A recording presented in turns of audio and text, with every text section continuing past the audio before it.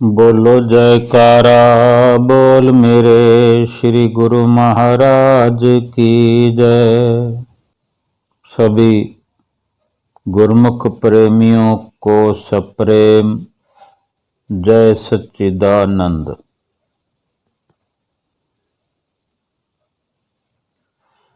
मेरे प्यारे श्री गुरु महाराज जी दामन फैलाए बैठे हैं, अल्फाज कुछ याद नहीं, मांगूं तो अब क्या मांगूं। श्री गुरु महाराज जी तेरे सिवा कुछ याद नहीं।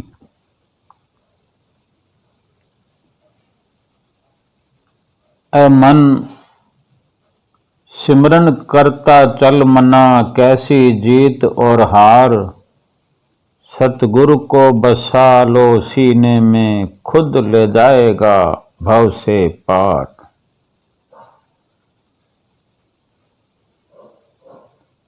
रेगिस्तान भी हरे हो जाते हैं जब सारे गुरुमुख प्रेमी एक साथ मिलकर जयकारा लगाते हैं।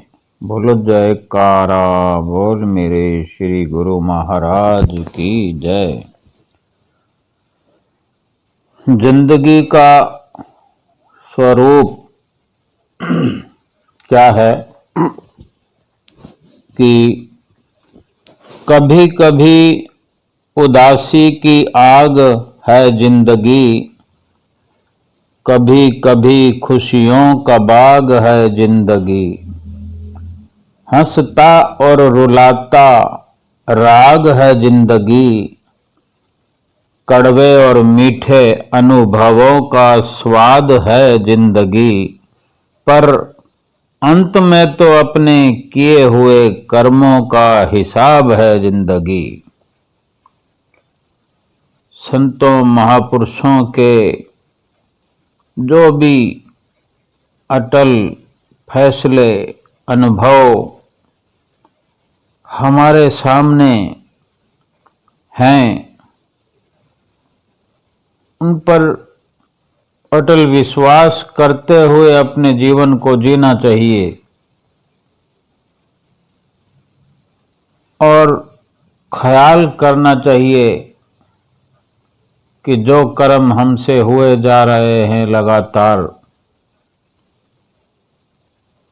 सही गलत शुभ अशुभ सकाम निष्काम जैसे भी कर्म हमने करने हैं जीवन में, उसका एक रिजल्ट आना है और वो रिजल्ट जो है हमारे सुख और दुख का कारण बन सकता है। अगर आत्मिक सुखों की ओर ले जाने वाले कर्म हमसे हो रहे हैं तो नफे की बात है, और केवल शरीर के सुखों में रचे पचे हुए हम केवल शरीर के भले के लिए सोचते हुए कहीं माया में गलतान होकर हम कर्म किए जा रहे हैं और जो कि वास्तविकता है उससे भूले हुए गफलत किए जा रहे हैं। तो जिस शरीर के लिए मन मर्जी से कर्म किए वो शरीर तो रहेगा नहीं, शरीर तो नाशवान है, लेकिन यही जीवात्मा दूसरे शरीर धारण करके उन्हीं किए हुए कर्मों का फल भोगती रहेगी। ना जाने कितने जन्म फिर उस अंधेरे में गुजारने पड़ेंगे।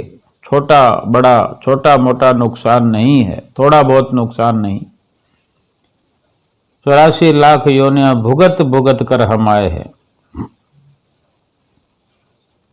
तो फिर से ना जाने के लिए 84 लाख योनियों में कहीं ना कहीं हमसे संकल्प भी हुए हैं कि फिर से ऐसी गलती हमसे ना होगी। प्रभु हमें एक बार मनुष्य का जीवन बख्श दीजिए, एक बार दया कर दीजिए कि हम अपने जीवात्मा को 84 लाख योनियों से बचाना चाहते हैं, 84 लाख योनियों से, 84 लाख योनियों के दुखों से आजाद करना चाहते हैं जीवात्मा को। सो प्रभु ने तो दया कर दी है, और कितनी दया की है कि मनुष्य जन्म देकर भी यूं ही छोड़ नहीं दिया है।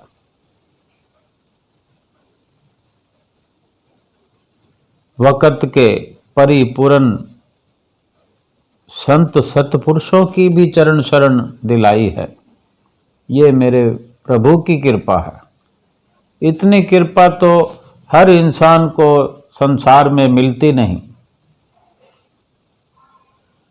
और इतनी कृपाओं के बदले हम क्या पुरुषार्थ करते हैं इस जीवन को खर्च करते हुए, मनुष्य शरीर को खर्च करते हुए, श्वासों को खर्च करते हुए।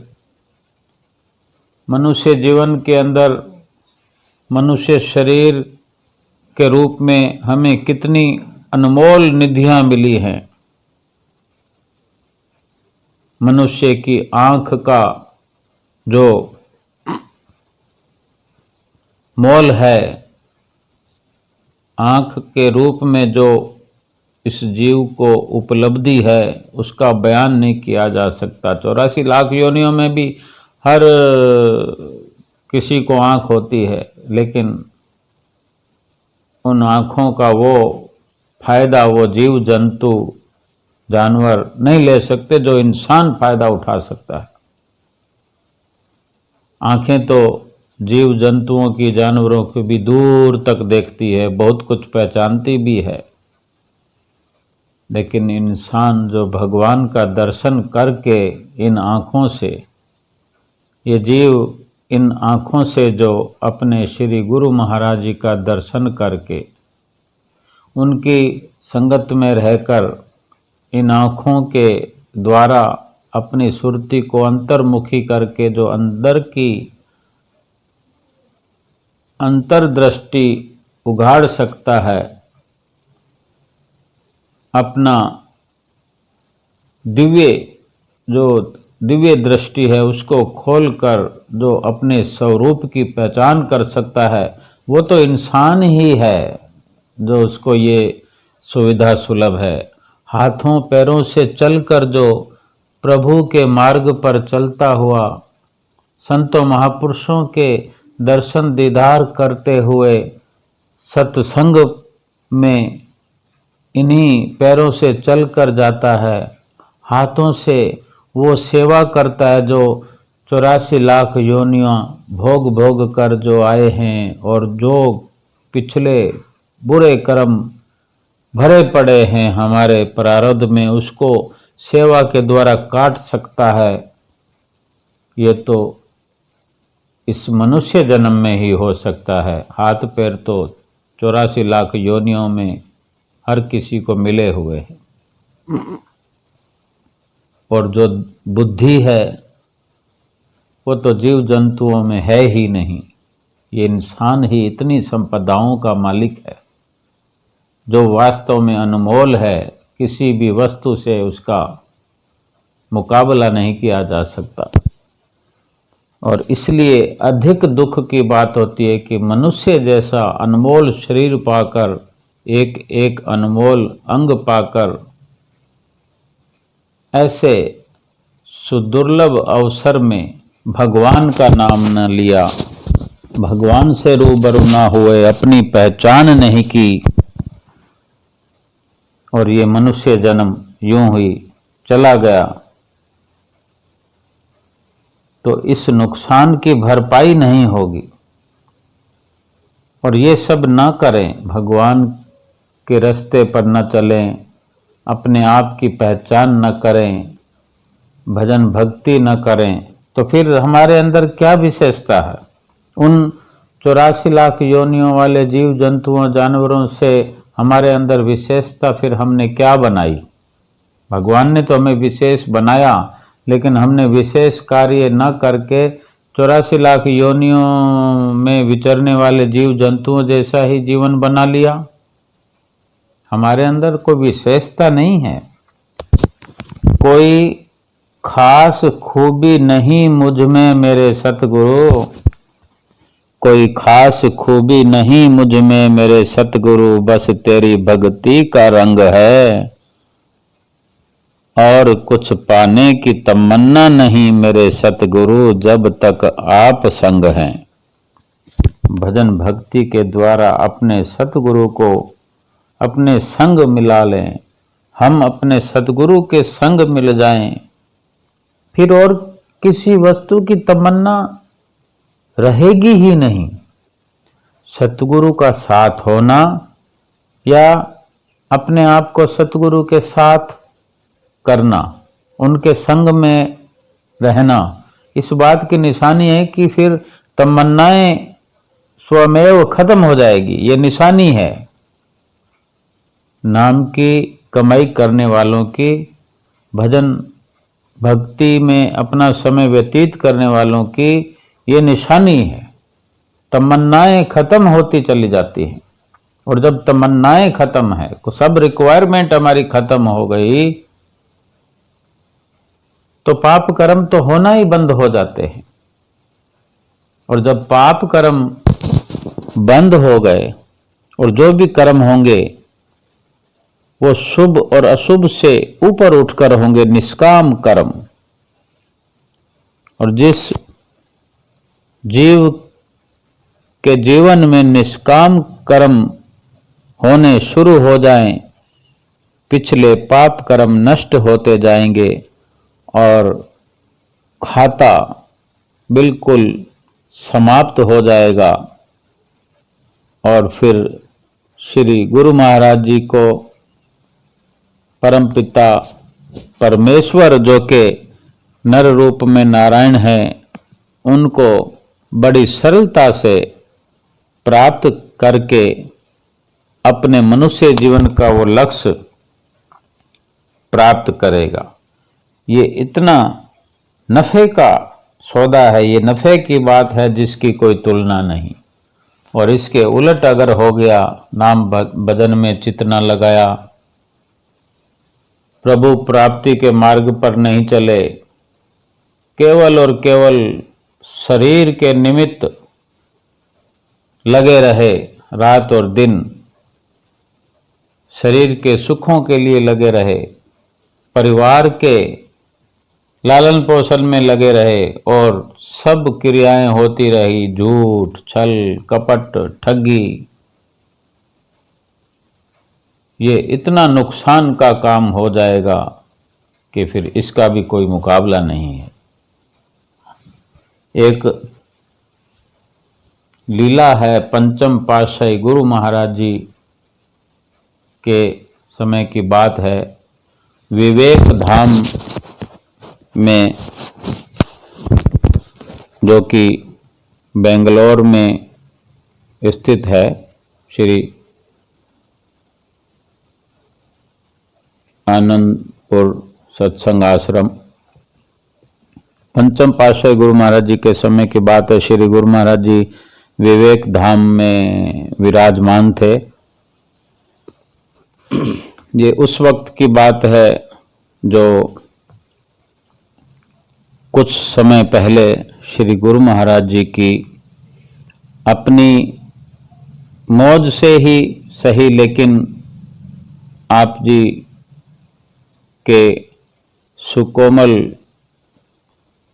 तन पर जो अथाह कष्ट हमारे सहन करते हुए जो हम देख रहे थे, कुछ वर्षों तक मर्यादा पुरुषोत्तम नैनाभिराम हमारे श्री गुरु महाराज जी, जो हर पल हमारा दुख हरते रहे, हर घड़ी हमारी फरियादें सुनते रहे, हमें सुखों से माला माल करते रहे, इस लोक में भी हमें सुख प्रदान करते रहे, और परलोक का भी हमारा तोषा बनाने के लिए अपने तन पर कष्ट सहन करते हुए हमें भक्ति की संपदा से माला माल कर रहे थे। तो भली भांति हमारी आंखें ये महसूस करती रही कि कितना कष्ट सहन कर रहे थे अपनी सुकोमल इस शरीर पर, जो आप कुछ अस्वस्थ थे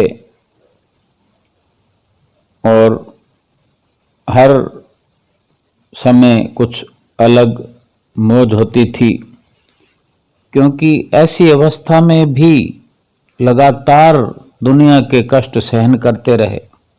हमें थोड़ी सी पीड़ा होती है तो हम आराम से सो जाते हैं, केवल शरीर को स्वस्थ करने में लगे रहते हैं। और श्री गुरु महाराज जी ने हमने केवल श्री 108 श्री पंचम पातशाही गुरु महाराज जी के श्री चरणों में ही हमने सब कुछ देखा है, महसूस किया है, और आप जी की कृपा से ही हम इस भक्ति मार्ग पर चले हैं और चलने का प्रयास भी कर रहे हैं। तो हमें सब कुछ समझ में आता है, हमारी अल्प बुद्धि के कारण जितना भी समझ में आता है, तो आप हर वक्त अपने शरीर को और शरीर के कष्टों को ना देखते हुए केवल अपने गुरुमुख प्यारों को, अपने गुरुमुख परिवार को, अपनी संतानों को, जहाँ तहाँ भी हैं, जहाँ तहाँ आपने आश्रम बनवाए हैं, जहाँ तहाँ गुरुमुख फैले हुए हैं, वहाँ वहाँ आप जाकर भी उनको सुख प्रदान करते। और जब विवेक धाम में विराजमान थे आप जी, तो एक दिन सभी गुरुमुख प्रेमी जो दर्शनों का लाभ प्राप्त करते हुए भेंटा पूजा करने के लिए लाइनों में लगे थे, मत्था टेक रहे थे सभी गुरुमुख प्रेमी बारी बारी से। तो श्री गुरु महाराज जी कई दिनों से जो वहाँ पर विराजमान थे, तो कई दिनों तक लगातार देखा गया, जैसे 3-4 दिन 5 दिन रहते हैं श्री गुरु महाराज जी, तो जो भी मत्था टेकने आता श्री गुरु महाराज जी उस दिन केवल आशीर्वाद तो दे रहे थे, किसी से ना कुछ कह रहे थे, ना कोई जवाब, ना वार्तालाप। इसी तरह चलते चलते एक प्रेमी ऐसा आया, ना जाने क्या था, कि श्री गुरु महाराज जी ने कृपा करते हुए बिना विनती किए हुए आप जी ने कृपा दृष्टि की और उस प्रेमी से पूछा क्या नाम है, नाम पूछा, हाल चाल पूछा और आशीर्वाद भी दिया। तो ये जो नजारा था सभी गुरुमुख प्रेमी देख रहे थे, आसपास खड़े हुए आदरणीय महात्मा जन भी देख रहे थे, और वहां विराजमान सभी महात्मा जन, भाईजन, भक्त, भक्तानियां सभी देखते हैं कि सबकी नजरें जो है अपने प्रीतम प्यारे इष्ट देव के मुखार बिंद पर टिकी होती हैं।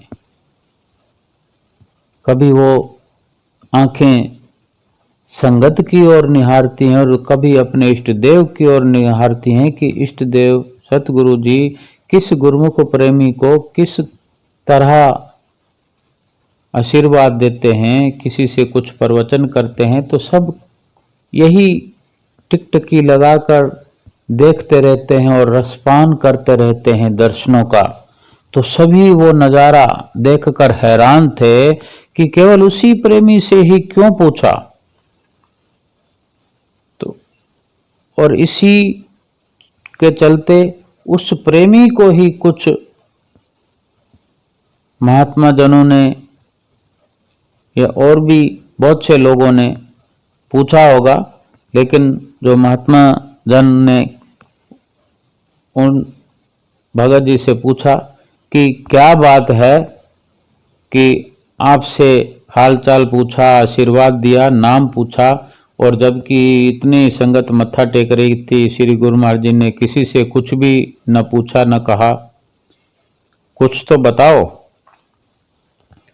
तो प्रेमी अपने अपने अंदर की प्रेरणा से, आत्मिक प्रेरणा से बताता है। वो प्रेरणा भी श्री गुरु महाराज जी की दी हुई है जो वो बता रहा है। वो प्रेमी कहता है कि मैं 1 साल पहले इसी तरह दर्शन करने आया था, तो मैंने मत्था टेकते हुए श्री गुरु महाराज जी से विनती की कि स्वामी जी कुछ वचन करो, कुछ वचन फरमाओ। तो मुझसे श्री गुरु महाराज जी ने कहा कि वचन तो हम करेंगे, लेकिन मानोगे भी सही? जो वचन करेंगे वो मानोगे?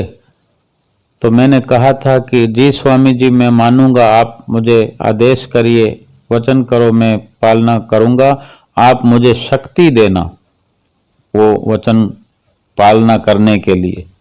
तो श्री गुरु महाराज जी ने फरमाया, नित्य नियमों की पालना, सुबह शाम की श्री आरती पूजा को करना है, नित्य नियम निभाने हैं और 2 घंटे सिमरन करना है। तो वो प्रेमी कहता है कि मैं नतमस्तक हुआ और प्रण किया कि जो श्री गुरु महाराज जी ने वचन किए हैं, मेरे निवेदन करने पर ही श्री गुरु महाराज जी ने वचन किए हैं और मैंने पालन करना है। सो उस दिन से लेकर आज तक पालना करता रहा हूँ श्री गुरु महाराज जी की कृपा से, और ये आज उसी का फल है जो श्री गुरु महाराज जी ने मुझ पर कृपा करते हुए मेरा नाम भी पूछा, मेरा हाल चाल भी पूछा। मैं गद गद प्रसन्न हूँ। ऐसी हमारे अंदर भी तहजीब आए, ऐसी हमारे अंदर भी एक कल्पना हो, हमारे अंदर ऐसा विराग हो कि हमें भी श्री गुरु महाराज जी की वचन पालना की शक्ति हम मांगें और मिलेगी। हमको भी ऐसे मन के अंदर दृढ़ विश्वास हो और हम भी 2 घंटे सिमरन करें, नित्य नियम करें, और हमसे भी श्री गुरु महाराज जी अवश्य पूछेंगे तेरा क्या नाम है, तेरा क्या हाल चाल है। उस वक्त की हम प्रसन्नता का बयान नहीं कर सकते, लेकिन अंदाजा लगा सकते हैं कि हजारों लाखों की भीड़ में अगर त्रिलोकीनाथ श्री आनंदपुर के बेताज बादशाह शहनशाह हमसे पूछ लें तो हम अपने भागों की सराहना नहीं कर सकते हैं। बोलो जयकारा बोल मेरे श्री गुरु महाराज की जय।